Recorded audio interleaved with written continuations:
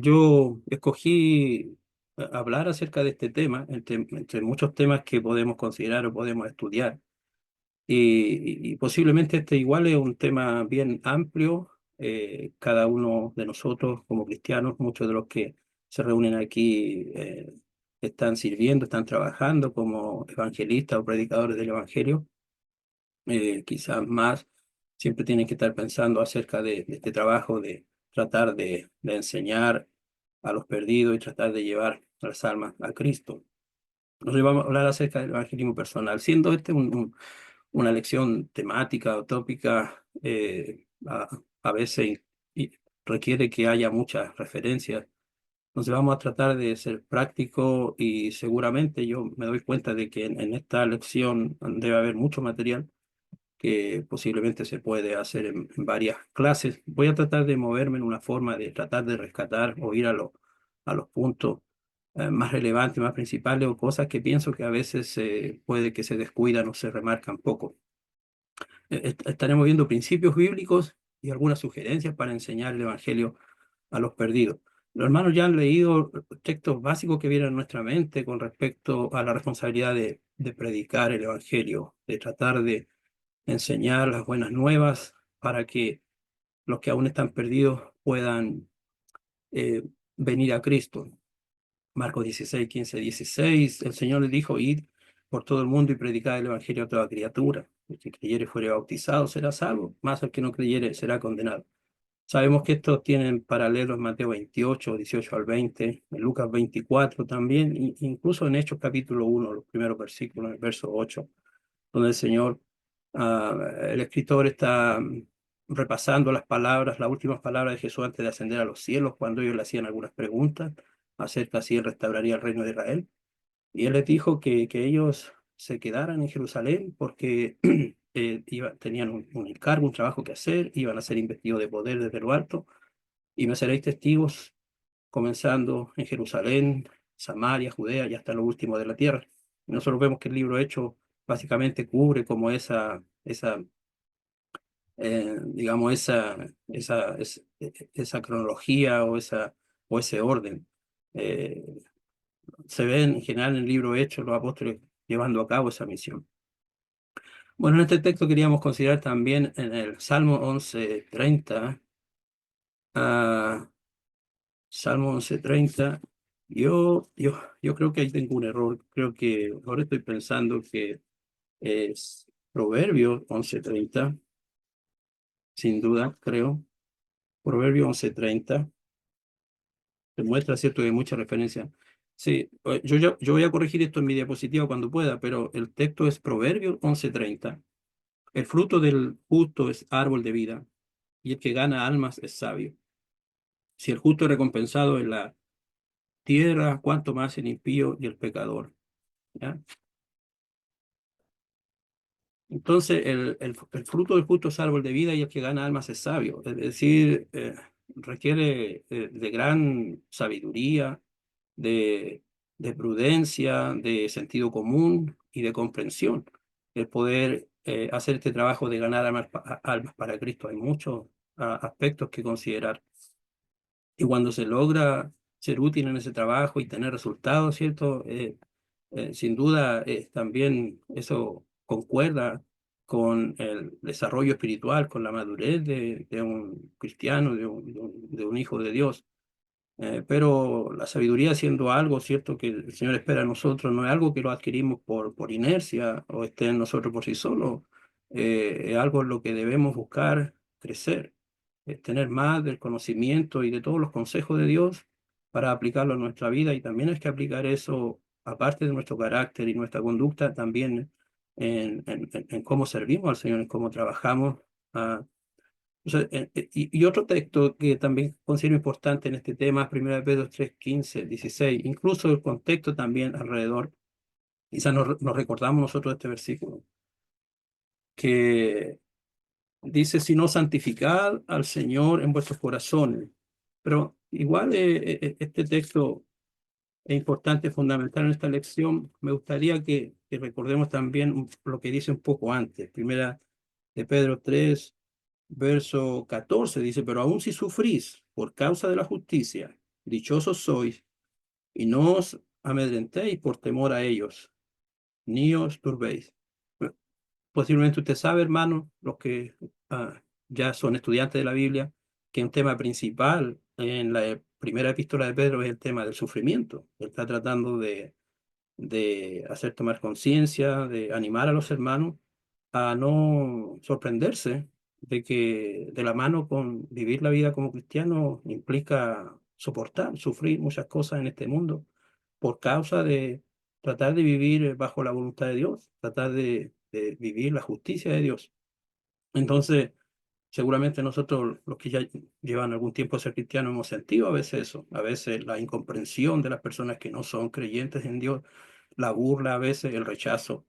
Entonces, eso sucede a veces y debemos sufrir eso, no tener temor y por el contrario, sino santificar a Cristo como Señor en vuestros corazones, estando siempre preparados para presentar defensa ante todo el que os demande razón de la esperanza que hay en vosotros, pero hacerlo con mansedumbre y reverencia. Ya aquí analizando este texto hay mucho.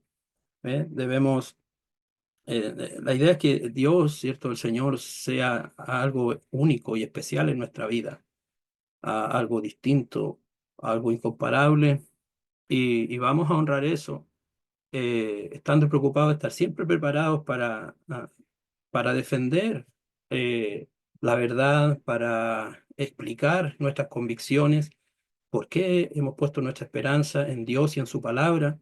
La gente se va a preguntar por qué creemos en estas cosas, a veces va a haber conversación y por qué creemos en determinada forma algo y no de otra manera. Entonces debemos estar preparados para hablar, para defender, ¿cierto? La idea ahí es hacer una defensa de la verdad y el carácter, la actitud con lo que lo hagamos importa mucho, con mansedumbre y reverencia. Enseñar el Evangelio entonces exige que nosotros mismos tengamos, demostremos siempre esa reverencia por el Señor, estar preparados con conocimiento, por lo tanto una preparación continua. Todo lo que vamos aprendiendo y aplicando en nuestra vida es lo mismo que debemos enseñar y para dar respuestas inteligentes y bíblicas, respuestas acertadas a las personas que nos pregunten por qué nuestra fe es de esta manera y con carácter y conducta espiritual. Por lo tanto, se fija, tenemos que tener cuidado de saber bien lo que vamos a hablar, pero también de que se corresponde y se refleja con nuestra vida, con nuestro carácter. Entonces, muchos cristianos se toman muy en serio la responsabilidad de alcanzar a los perdidos, y esa es la idea, eso es lo ideal y así debería ser. Pero muchas veces no saben bien por dónde empezar ni cómo hacerlo con confianza. Entonces, por eso es bueno que se estudie acerca del evangelismo. Quizá a veces hay muchas lecciones que enfatizan las razones por qué se hace este trabajo y por qué es correcto hacerlo, pero donde a veces se enfatiza poco, por ejemplo, cómo hacer este trabajo en diferentes maneras, cómo lo podemos hacer en diferentes maneras y qué es lo que hay que enseñar, de qué se trata predicar el Evangelio a los perdidos, de qué se trata enseñarles a otras personas acerca de Cristo y tratar de ayudarlos a creer en Cristo y volverse hacia Dios. El propósito entonces de esta lección es motivar el evangelismo personal, cuando siempre tenemos que estarlo animando. Eso incluye, ¿cierto?, la idea de desarrollar más compasión por los perdidos, más preocupación por este trabajo, por esta responsabilidad, y ayudar a cristianos a estar mejor preparados para participar en la salvación de un alma. Todos podemos tener parte trabajando a veces, no solo individualmente, pero al lado de otros cristianos o como miembros, como partes en cuerpo de Cristo en una iglesia local. Efesios 4:11, capítulo 4, verso 11 al 16, es un pasaje muy importante también que trata de cuál es el propósito del Señor para una iglesia local. Ah, las personas a las que Dios les permite desarrollar más la habilidad de enseñar, de manejar su palabra, como lo fueron los apóstoles, los profetas inspirados, y luego también los evangelistas, pastores y maestros. Recuerde que todos estos oficios, los pastores o ancianos, uno de sus requisitos es que ellos conozcan bien la palabra para que la puedan enseñar y también defender la verdad. El evangelista todo el tiempo está trabajando en torno a enseñar la palabra, cuidando su propia vida y enseñar la palabra. Y su labor no es solo el evangelista predicar a los perdidos, a tratar de traer más personas a Cristo, pero también el evangelista tiene una gran responsabilidad en capacitar a otros cristianos, a otros siervos de Dios para poder ser buenos siervos de Cristo. No predicar solo el evangelista, sino enseñarle a las personas en la iglesia, ¿cierto?, a que trabajen con él, a cómo ellos también pueden enseñar, cómo se puede trabajar juntos en este trabajo. Según de Timoteo 2:2, Pablo le decía a Timoteo, lo que has aprendido de mí, esto también encarga a hombres fieles, que sean idóneos para enseñar también a otros. Y ahí en ese texto, ¿cierto?, uno puede ver que de eso se trata. La iglesia local debe ser la escuela de entrenamiento de los siervos de Dios, no un instituto bíblico aparte, sino los discípulos que ya crecen, que ya pueden enseñar, tienen que ir ayudando a capacitar, a preparar a otros. Esto, ¿cierto?, es como una cadena, como una posta, como Jesús preparando discípulos por 3 años y después ya dejándolos capacitados para que ellos puedan ir de dos en dos, y ellos después predicaron a otros, y Pablo ahora era un apóstol y ayudaba a la madurez, al desarrollo de un cristiano como Timoteo. Debemos tomar ejemplo nosotros de eso. Los puntos que queremos mirar, así al menos en forma general en esta lección, o las cosas que yo considero que deberían abordarse, enfocarse cuando se habla de evangelismo personal, serían esto: tener bien claro cuáles son los principios bíblicos del evangelismo, entender el propósito de este trabajo que llamamos evangelismo, de predicar el evangelio, enseñar a los perdidos, ayudar a salvar las almas. ¿Cuál es el propósito de Dios en eso? El objetivo también, y cómo la oración es un asunto sumamente importante en el evangelismo. Luego, la necesidad de estar motivado. Eh, Mucho tiene que ver en gran medida en este trabajo, como se podría decir, 99% es motivación. El otro 1%, ¿cierto?, es lo que está por debajo de eso. Pero el 99% de todo esto es la motivación. Si uno está o no motivado para hacer este trabajo. Otro punto es dónde y cómo encontrar prospectos. A veces, incluso en esas cosas que pueden ser un poco obvias, podríamos nosotros pensar que hay algún obstáculo, algún impedimento, porque a veces tenemos la idea, ¿cierto?, de que cuesta encontrar personas a quienes enseñar o predicarle, o que esa persona debe ser alguien muy específico. Entonces, pensar sobre eso: dónde y cómo encontrar prospectos, personas a las cuales enseñar. Le llamamos prospectos, ¿cierto?, posibles candidatos a convertirse en discípulos cristianos. También tener en cuenta que hay diferentes formas de evangelismo y cómo obtener los mejores resultados, que podemos probar diferentes formas, métodos de evangelismo, y, y algunos tendrán más o menos resultados mejores que otros, dependiendo del lugar, la circunstancia, el trasfondo de las personas. No hay un método único para usar en todo lugar, en todo tiempo. Y por eso hay diferentes formas, maneras en que podemos ir tratando de predicar y enseñar el Evangelio. Me faltó también que otro punto importante es qué vamos a enseñar a los perdidos. A veces es bueno tener claro por dónde comenzar, con cuáles lecciones primero empezar, cuáles son lecciones básicas, algunas sugerencias de lecciones. Entonces, el primer recordatorio en cuanto a los principios bíblicos del Evangelio, el primer recordatorio es con respecto al método y el propósito de Dios de salvar las almas. El método y el propósito de Dios de salvar las almas. Debemos entender, hermano, y tener bien claro que el evangelismo, el tratar de salvar las almas, es la obra de Dios. No es un trabajo de nosotros ni de alguna iglesia en particular. Dios nos ha dado el privilegio, la oportunidad de entrar en su obra, en su trabajo. Es la obra de Dios. Este ha sido el plan, el propósito de Dios siempre. Él está usando a los cristianos como su instrumento, como una herramienta para lograr atraer a otros hacia Él. ¿Y dónde podemos ver esto? Quizás esto le va a sorprender, pero por ejemplo en Génesis 12, verso 3, cuando Dios hizo las promesas a Abraham, las 3 promesas que siempre recordamos en la Biblia: haré de ti una gran nación, a tu descendencia daré esta tierra, y en ti o en tu simiente serán benditas un día todas las familias de la tierra. A veces quizás alguien nos enseña y nos da la explicación de algún pasaje y nos dice, mira, esto tiene que ver con esto, esto y todo, pero a veces pensando bien y comparando con otros textos, siempre hemos estado escuchando que la promesa de la simiente se refiere a Cristo, es la promesa espiritual. Y sí, es verdad que en Gálatas también dice que Cristo era la simiente que se tenía en mente como un descendiente especial de Abraham. Pero recuerde que esta simiente viene desde la primera promesa de redención, Génesis 3:15 al hombre, a la simiente de la mujer. Estaría en contra, ¿cierto?, de la simiente del diablo. Y entonces se va viendo este descendiente especial. Pero en Gálatas 3:29 dice que todos los que llegan a ser cristianos son herederos de Abraham y son descendencia de Abraham.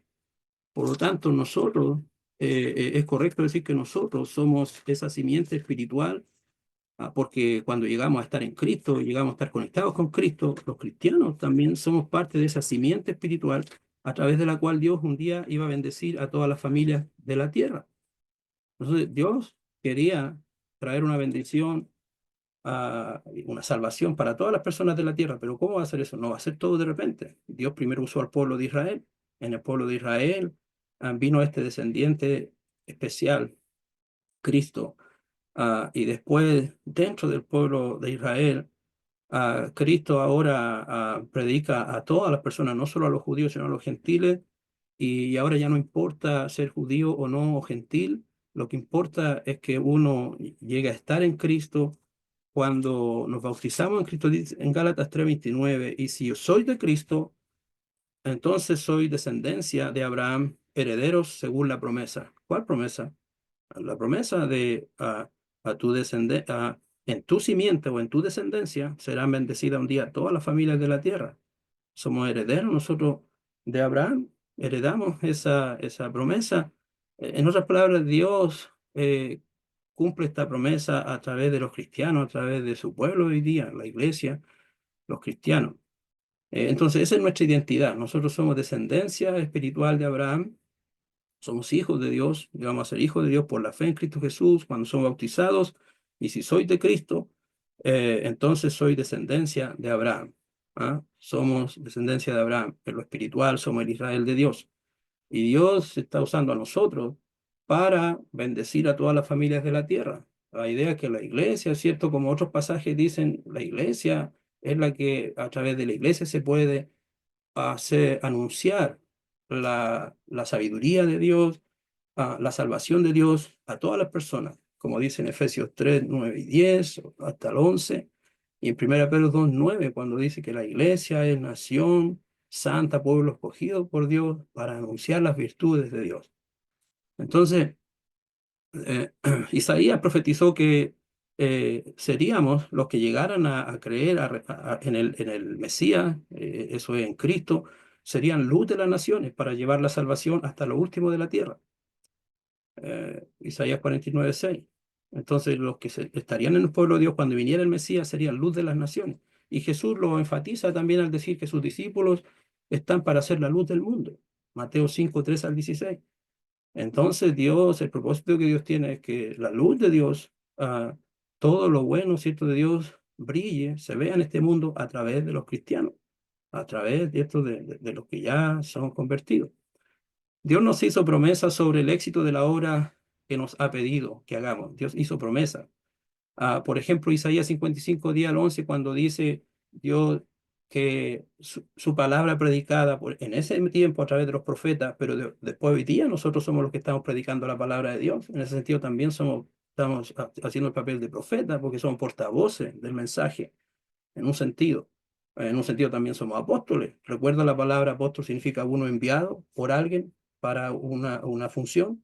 Nosotros no somos apóstoles en el sentido especial de los 12, pero Pablo a veces usa la palabra para referirse no solo a los apóstoles en el sentido de los predicadores, porque son enviados, son embajadores de Cristo. Pablo dice que nosotros debemos ser colaboradores y embajadores de Cristo. Mi palabra no volverá a mí vacía, dijo el Señor en Isaías 55, sino que hará todo lo que cumplirá todo para lo cual yo la enviaré. Entonces, cuando nosotros estamos tratando de enseñar y predicar a las personas, eso es lo que importa, que hablemos, que prediquemos, independientemente de cuál sea el efecto, el resultado que venga de vuelta. La palabra de Dios nunca va a quedar vacía. La gente puede que escoja no creerla, no seguirla, pero ya tuvo su respuesta. Va a tener un resultado, nunca vuelve vacía. Y tercero, Jesús prometió estar con nosotros y ayudarnos mientras hacemos este trabajo. Entonces, mientras estemos tratando de enseñar, siempre tengamos en cuenta que Dios se agrada de esto, y porque es el Señor tratando de hacer su trabajo, de su obra. Jesús dice que nosotros somos sarmientos o ramas, y que Él es la vid, y que a través de nosotros, ¿cierto?, se pueden dar frutos para Dios, pero nosotros no somos la vid, nosotros somos las ramas solamente, y debemos ser ramas buenas que sean fructíferas. En Mateo 28, verso 20, Jesús enfatizó a los apóstoles que les daba esta comisión, ascendió a los cielos, pero lo que dijo a ellos, y he aquí yo estoy con vosotros todos los días hasta el fin del mundo, es para todos los discípulos que se hacen discípulos de Cristo. Debemos creer que el Señor está con nosotros, siempre acompañándonos en todo, y por supuesto en este trabajo. Ahora, en el libro Hechos uno puede ver eso. A veces nosotros al explicar, bueno, ¿de qué se trata el libro Hechos? Se trata del relato de cómo los cristianos y los apóstoles llevaron a cabo la gran comisión y predicaron el evangelio y convirtieron a muchas personas. Pero en el fondo, ¿de quién era la obra? ¿Quién estaba haciendo el trabajo? Ellos eran solamente herramientas o el medio o instrumentos del Señor. Lucas dice que ellos tratan de las cosas que Jesús, en cierta manera, siguió haciendo, porque son dos tratados, y el primer tratado, Lucas dijo, trató de las cosas que Jesús comenzó a hacer y a enseñar hasta cierto momento, hasta el día en que fue recibido de arriba. Eso está implicando que ahora, en este segundo tratado, voy a seguir hablando de las cosas que Jesús siguió haciendo. El Señor, la obra es del Señor. Entonces, así, por eso a veces cuando los apóstoles o que estaban predicando el Evangelio, tratando de enseñar por diferentes partes, volvían a dar un reporte a alguna iglesia, dice que hablaron de las cosas que el Señor hizo con ellos, ya las cosas que el Señor hizo. ¿Y cómo lo hizo el Señor si Él está en los cielos? Bueno, porque ellos están haciendo la obra del Señor. Entonces, a Pablo se le dijo el Señor: Pablo, no temas, yo estoy contigo, habla, no temas hablar, porque yo tengo mucho pueblo en esta ciudad, en Corinto, en cualquier lugar que Pablo estaba, y que no tuviera temor de hablar, porque el Señor quería la predicación. Es la obra del Señor. Jesús ha prometido estar con nosotros, entonces debemos tener confianza en hacer este trabajo. Otros puntos aquí con respecto al método y propósito de Dios, pero el Señor también nos exigió que oráramos y confiáramos en Él antes de responder para ayudarnos. Justamente como es la obra del Señor y nosotros estamos solamente siendo instrumentos, servidores de Él, no debemos confiar en nuestras propias capacidades, ni a veces creer que es por nosotros lo que estamos logrando. Esta sería toda una lección. Hay hermanos que cuando predican series del evangelismo, alguien va a dedicar una sola lección a enfatizar la importancia de la oración, cómo va de la mano con el evangelismo. Recuerda cómo los apóstoles al comienzo de la iglesia, en Hechos 6, dijeron que era importante que hubiera más servidores para atender ciertos servicios, porque ellos querían que no debían descuidar. Nosotros nos vamos a dedicar a la oración y a la palabra. Ellos tenían el encargo de predicar la palabra, pero también debían dedicar mucho tiempo a la oración, porque siempre debemos estar orando por este trabajo, así como Pablo a veces les pedía a los hermanos que oraran por él para que el Señor abra puertas. Por ejemplo, segunda de Tesalonicenses 3, versos 1 y 2. Finalmente, hermanos, orad por nosotros para que la palabra del Señor se extienda rápidamente y sea glorificada, así como sucedió también con vosotros. Y para que seamos librados de hombres perversos y malos, porque no todos tienen la fe, pero fiel es el Señor, quien nos fortalecerá y protegerá del maligno. Haciendo este trabajo, siempre hay oposición, hay un enemigo que está oponiéndose siempre a este trabajo. Por eso quien requiere siempre estar orando al Señor. En Colosenses 4, verso 2 al 3, también es importante sobre la oración. Decía Pablo, perseverad en la oración, velando en ella con acción de gracias, orando al mismo tiempo también por nosotros para que Dios nos abra una puerta para la palabra, a fin de dar a conocer el misterio de Cristo, por el cual también he sido encarcelado, para manifestarlo como debo hacerlo, para, para que Pablo fuera ah, con valor, con coraje, y que el Señor abriera puertas y oportunidades. La oración tiene un rol muy importante en el evangelismo. Jesús, al contemplar la multitud de las personas recorriendo las aldeas, todos los pueblos, al ver que estaban como ovejas sin pastor, tuvo compasión de ellas y dijo: a la verdad, la mies, el trabajo es mucho y los obreros pocos, así que rogad al Señor de la mies que envíe obreros a su mies. Siempre tenemos que estar teniendo esa oración en nosotros.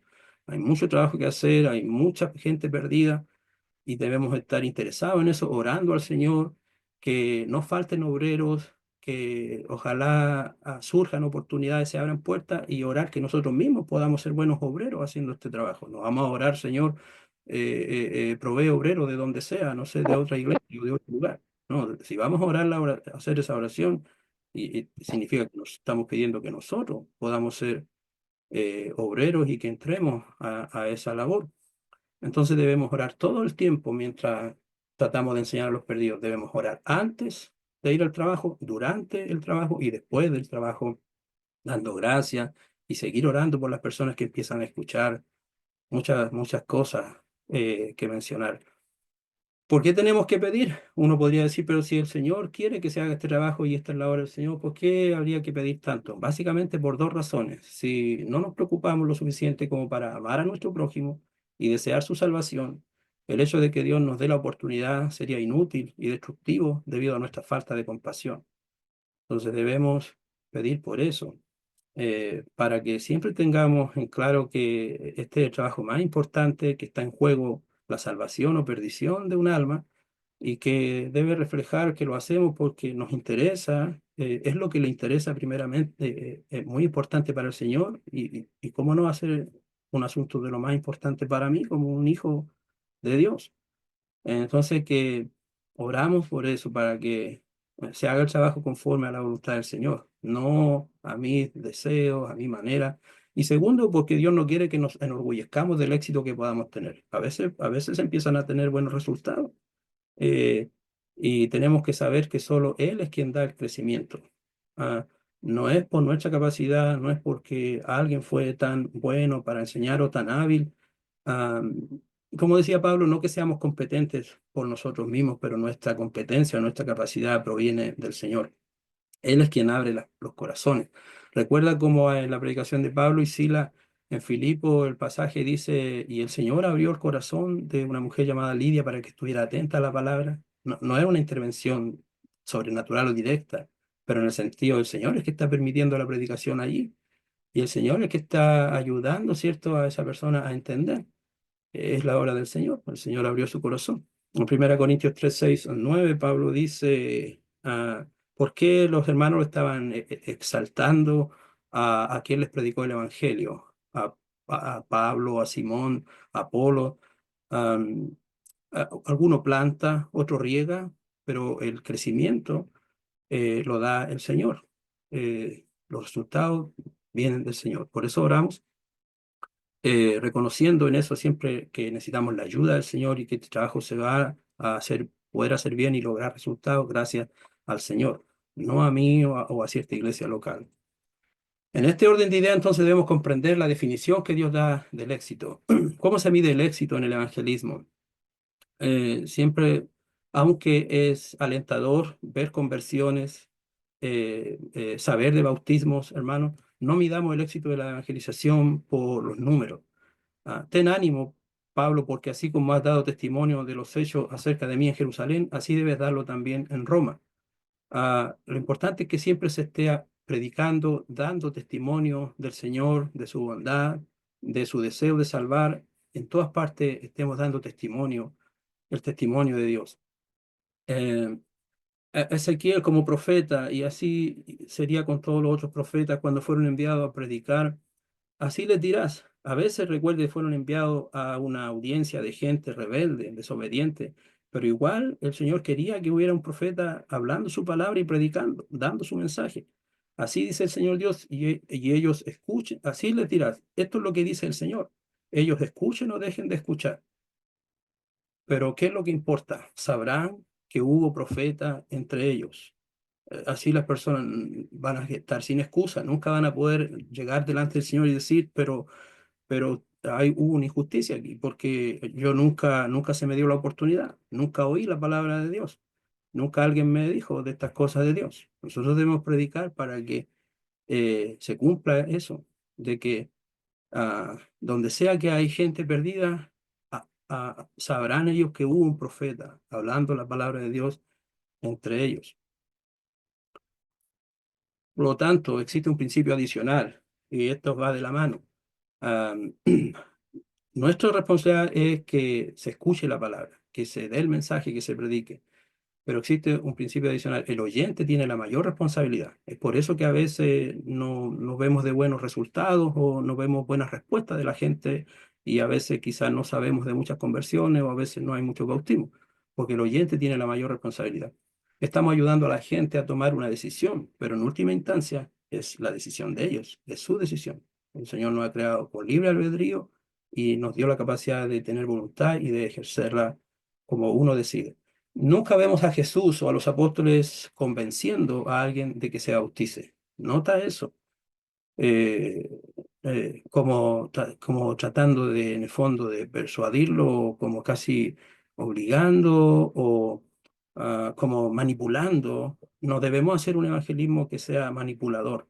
Debemos hablar la palabra claramente, explicarla, enseñar, ayudar a las personas que se motiven a leer la Biblia, a estudiarla con nosotros, sirviendo de guía, de ayuda, pero que ellos mismos empiecen a ver que hay que leer y escuchar cada uno por sí mismo la palabra de Dios y decidir cómo uno va a responder a la palabra de Dios. Es la decisión de cada persona. Si la recibe con aprecio, si la va a valorar y va a aplicar esa palabra a su vida. No puedo yo, por más que lo pueda decir y me guste, forzar a la persona que haga eso, o amenazarla, o recordarle tanto de que si no se va a ir al infierno, ¿no? La palabra de Dios va a hacer un trabajo en el corazón de cada persona y tomará su tiempo en cada uno distinto. Llegará el momento cuando esa persona conscientemente que ha entendido y esa palabra toque su corazón, compunja su corazón, que preguntará qué le falta qué hacer para estar como obediente a Cristo, como perdonado y justo. Jesús rechazó a muchos que querían ser discípulos a medias. ¿Eh? Mateo 13, 10, 15. ¿Por qué les hablas por parábolas? En un momento Jesús empezó solo a hablar por parábolas porque mucha gente se veía, gran multitud siguiendo a Jesús, pero ¿cuál era el verdadero interés? ¿Cuál era la verdadera intención? El interés por los milagros, por los beneficios materiales, pero no y muchos oposición, los líderes religiosos. Entonces, el problema es que no estaban escuchando como deberían la palabra de Dios, pensando en ella, viendo cómo se aplica a mi vida, dejando que la palabra de Dios me examine y me muestre qué es lo que está mal en mi vida y cambiándolo. Entonces, debe haber ese deseo debe venir de cada uno de nosotros. Algo debe venir de mí, como decía un hermano. Un predicador puede ser muy elocuente, puede conocer muy bien, contar una muy bonita historia y el mensaje puede ser estupendo. ¿Pero por qué? Entonces hay que pensar en eso. Ni Jesús a veces logró todos los mejores resultados con la audiencia. Piensen en ese tiempo que muchos le estaban siguiendo, pero con las razones incorrectas. Y llegó un momento cuando Jesús le dijo las cosas claramente. ¿Y qué pasó? Muchos decidieron volver atrás y ya no andaban con él. Cuando Jesús remarcó que a llegar a ser un discípulo suyo iba a requerir un compromiso absoluto y total, una dedicación completa al Señor, ponerlo a Él en primer lugar siempre en todo. Mucha gente no está dispuesto a pagar ese precio, es muy exigente. Dura es esta palabra. ¿Quién la puede oír? Dicho todo eso, es necesario que el discípulo se prepare para compartir el Evangelio. Entonces, la mayor responsabilidad es de la persona que escucha, pero nosotros debemos estar preparados para poder enseñar claramente, explicar bien la palabra de Dios, como decía el texto de 1 Pedro 3:15, a estar siempre preparados para presentar defensa ante toda persona que nos demande razón de nuestra esperanza. Entonces no se sorprenda si muchas veces algunos se burlen del hecho de ser cristianos o otros sean muy escépticos o rebeldes. Eso sucede y va a suceder. Muchas personas les cuesta creer en Dios y su palabra, dependiendo en qué situación están en su vida. Quizás necesiten primero tener confianza y tener alguna evidencia, alguna razón de por qué se puede creer en la existencia de Dios, por qué se puede creer que la Biblia es la palabra de Dios inspirada y que Dios siempre ha tenido un propósito con nosotros. A veces con algunos hay que empezar por ahí. Algunos no tienen una base religiosa o algún conocimiento y están bien lejos del Señor. Andad sabiamente para con los de afuera, dice Colosenses 4, 5, 6. Subraya ese texto también, hermanos, que es muy importante de lo que se trata el evangelismo, predicar el evangelio. Tenemos que siempre tratar de que se esté viendo eso en nuestra vida, aprovechar bien el tiempo, cada oportunidad. Nunca podemos decir, no, es que no tengo tiempo para esto, es porque a veces no organizamos bien nuestro tiempo. Y que vuestra conversación sea siempre con gracia ante las personas, sazonada como con sal, para que sepáis cómo debéis responder a cada persona, ¿no? Requiere entonces prudencia, sensatez, equilibrio, paciencia. A veces la gente en algún tema de la palabra de Dios va a sentirse, no sé, incómodo, molesto, va a ponerse un poquito rebelde, va a querer discutir, y el que está enseñando va a desesperarse, va a volverse intolerante, ¿no? Debemos responder con paciencia a cada persona, con mansedumbre, con cuidado, ah, siempre velando por el interés de la persona. No se trata de ganar una discusión en sí, pero se trata de que no se pierda la oportunidad y que la persona, ¿cierto? Ah, Al final se desanime por mi ejemplo, por mi carácter. El otro recordatorio principal sobre los principios del evangelismo es el objetivo del evangelismo. Creo que a veces también se malentiende cuál es el objetivo. Am, Quizá el texto de Mateo 28, 19 es el más importante aquí de recordar. El Señor dijo al dar esta comisión, id pues y hacer discípulos. Estamos llamados a ser un discípulo a las personas que sean un discípulo, no un fariseo, no una persona hipócrita de doble estándar. Al enseñar a otros siempre ha habido un serio peligro en convertir a una persona a una iglesia, a un sistema o organización, a acomodarse o quedar bien con un grupo de personas o una iglesia o un conjunto de reglas, en lugar de hacer un discípulo de Cristo. Lo más importante aquí es que cada persona entienda que yo estoy escuchando las enseñanzas de un maestro y el punto es si me gustan, si estoy de acuerdo con esa enseñanza y decido hacerme partidario de esa enseñanza y hacerme un aprendiz de ese maestro y un seguidor y reconocerlo como maestro y señor, que él tiene autoridad y que toda la enseñanza que necesito y que es buena va a venir de él. No tiene que ahí importar mis ideas, mis opiniones. Los fariseos conocían las reglas, pero no conocían a Dios. Creo que eso a veces se descuida cuando a veces pensamos que la conversión de una persona es algo que va a suceder rápido, generalmente, o que lo que importa es que entiendan que están perdidos y que lo único que necesitan es la salvación. En realidad a veces perdemos un poco nosotros el punto. En Juan 6, verso 44 al 45, nadie puede venir a mí si no lo trae el Padre que me envió, y yo lo resucitaré en el día final. Escrito están los profetas y todos serán enseñados por Dios. Todo el que ha oído y aprendido del Padre viene a mí. El punto de este pasaje, hermano, es que está enfatizando es que es Dios quien estará enseñando a la gente, a las personas, por medio de que usted les ayude a poner interés en la palabra de Dios, a que la empiecen a leer, a entender, a estudiar. Dios es el que va a enseñar a cada persona y por medio de su enseñanza, la enseñanza de su palabra, es como los atrae a Cristo.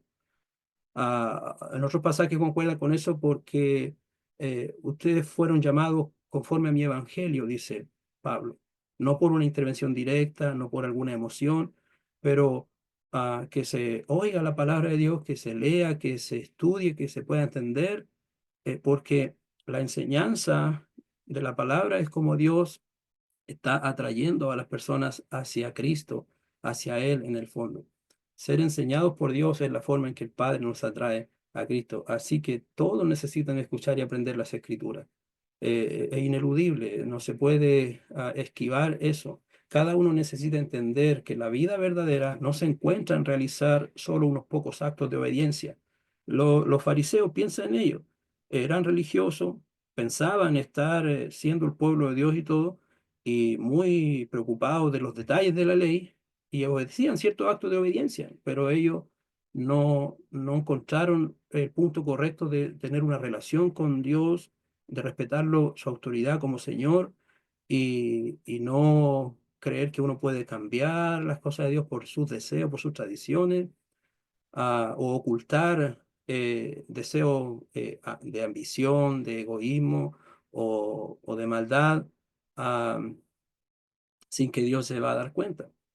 Eh, no se trata de unos pocos actos de obediencia, sino de entender que es una dedicación y deseo por Cristo por encima de todo lo demás. Cristo dijo a las personas que Él era el pan de vida. Y si vosotros no coméis mi carne y bebéis mi sangre, no pueden ser mis discípulos. Ah, necesitan, así pueden venir a Dios.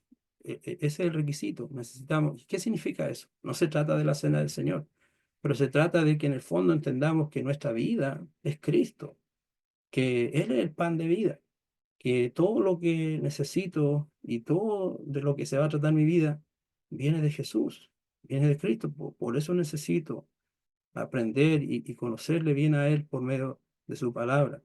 Sí, todos serán enseñados por Dios. Entonces, lo que tenemos que ayudar es que las personas se despierte su interés por la palabra de Dios y la empiecen a escuchar. No se trata de mi elocuencia, de lo que yo pueda decir.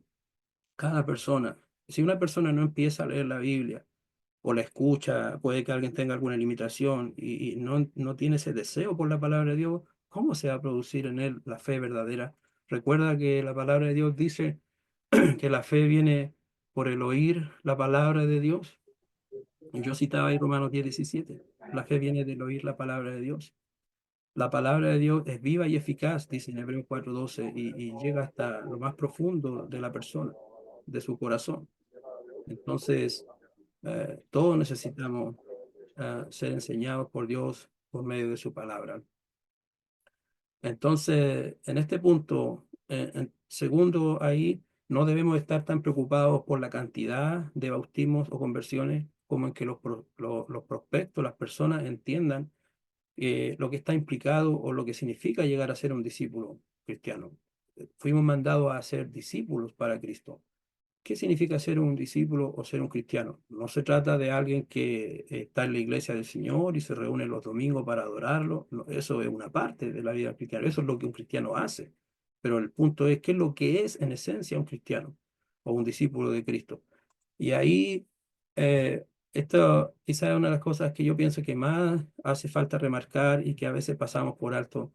Lo principal es que las personas, antes de tomar la decisión de obedecer a Cristo y ser bautizados, entiendan que ser un discípulo o un cristiano se trata de alguien que ha decidido seguir a Cristo, negándose a sí mismo, es decir, que entiende que de aquí en adelante yo ya no debo hacer mi voluntad ni seguir mis propios deseos, y además debo estar dispuesto a sufrir la vergüenza o la humillación por identificarme como cristiano. Eh, para mucha gente eso es una burla o algo insensato. Como dice Pablo en los Corintios, para algunos la cruz llegó a ser necedad o una locura. Para los griegos, para los judíos. Am, pero el cristiano conscientemente está decidiendo soportar esa vergüenza y no avergonzarse de Cristo ante las personas, ante el mundo. Entonces, uno que se niega a sí mismo para hacer en toda su vida la voluntad de Jesús. Uno de preguntarme, ¿a eso voy a entrar? Estoy tomando la decisión de que eso es lo que Jesús demanda de mí, que Él va a ser el Señor y Rey de mi vida. Y entonces el asunto no se trata solo de la salvación. Es verdad, yo estaba en pecado, perdido y separado de Dios, pero y necesito la salvación. Pero cuando llego a ser salvo, ahí no es el fin del asunto. Es decir, eso no es todo lo que yo necesitaba. Ese es recién el comienzo y lo que yo necesitaba era lo que el hombre siempre necesitó y perdió por su propia voluntad, que nos alejamos de Dios, dejamos que Dios fuera el Rey y Señor de nuestra vida y ahora necesitamos tener a Cristo como Rey y Señor, cumpliendo eso en mi vida. Así es como yo puedo ser un ciudadano del reino de Cristo. Todos estos textos que están aquí, quizás usted puede tomar referencia, yo puedo compartir esta diapositiva, pero son todos textos sumamente importantes. Lucas 9:23, el Señor dijo, si alguno quiere venir en pos de mí, esto debe hacer, niéguese a sí mismo, tome su cruz cada día y sígame. En otros pasajes, si no está dispuesto a negarse a sí mismo o a amar al Señor más que su familia o más que cualquier otra persona o cosa, no puede ser mi discípulo, no puede ser un cristiano. Entonces, no sé si me entiende, hermano, el punto es que a veces nosotros estamos como quizá predicando lo más simple del Evangelio y enfatizando solo a veces el plan de salvación a las personas. ¿Y qué es lo que sucede a veces con eso? Que muchas personas enfocamos solo la salvación, la necesidad del perdón de los pecados, y a veces puede haber muchos bautismos, puede haber muchas conversiones. La pregunta es, examine donde usted es miembro o donde la iglesia local donde usted lleva un tiempo, cuántas personas que se han bautizado o que se convirtieron a Cristo siguen, están hoy día. Es triste que a veces muchos, y a veces la mayoría, vuelven atrás. ¿Qué pasó con estas personas? Nunca entendieron, nunca se enfatizó esto de que se trataba de negarme siempre a mí mismo, de estar siempre para hacer la voluntad del Señor. Como dijo Jesús, ir y hacer discípulos a todas las naciones, enseñándoles a estas personas que guarden o obedezcan todas las cosas que yo he mandado. Entonces, antes de obedecer para ser bautizado y saber que estoy perdonado, el Señor me está preguntando, y cuando ahora esté conmigo y todo, ¿siempre va a hacer todo lo que yo le he mandado? Usted tiene que remarcar eso. Nosotros dijimos sí, ahí antes de bautizar, sí, Señor, yo ahora después que me levante del bautismo, voy a ser una persona que siempre se va a preguntar en todo qué es lo que usted ha mandado y si yo lo hacía de otra manera, yo lo necesito cambiar porque usted es el que manda, usted es el que tiene autoridad. Bueno, creo que muchas veces nosotros no remarcamos mucho eso. El punto es, eh, a veces las personas enfocan solo por su emoción, que se sienten compungidos, arrepentidos y quieren llegar a ser cristianos, pero es peligroso que no dimensionen, no conozcan estos pasajes y entiendan cuál es su compromiso, cuál es la demanda, el costo de llegar a ser un discípulo de Cristo. Usemos estos pasajes para remarcar eso, para que se vea en esas personas y en nosotros así debe ser lo que Pablo decía en Gálatas 2:20. Yo soy una persona que con Cristo estoy juntamente crucificado. Soy una persona que ha muerto a sí mismo. Estoy muerto con Cristo. Y lo que ahora vivo en mi vida, lo vivo en la fe del Hijo de Dios, porque Él me amó y murió, se entregó a sí mismo por mí. En otras palabras, Pablo está diciendo, mi vida se trata de Cristo. El resto de mi vida, todos los demás aspectos de mi vida son los detalles, ¿no? Pero mi vida se trata de que soy un cristiano, un discípulo de Cristo.